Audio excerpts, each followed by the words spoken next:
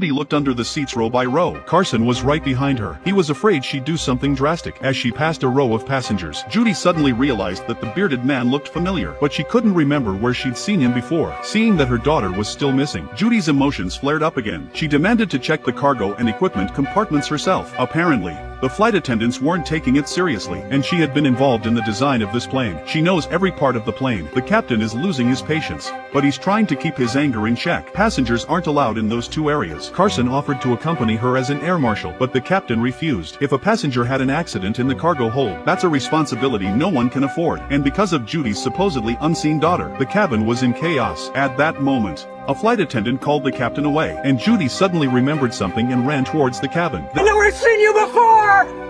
Then she asked him where he hid her daughter. She remembered seeing him peeking into her daughter's room last night, but the mustache guy said he'd never seen this woman before. Then he gave the name of the hotel where he stayed last night. He said he never went out. They could have checked his records. Carson immediately demanded a bill for his room. The bearded man didn't hesitate. He confronted her with the bill. With the proof, Carson had to take Judy away, but Judy saw her only lead was about to be cut off. She jumped at him recklessly. Carson grabbed her and took her away from the plane. He warned Judy she'd be handcuffed if she tried anything else.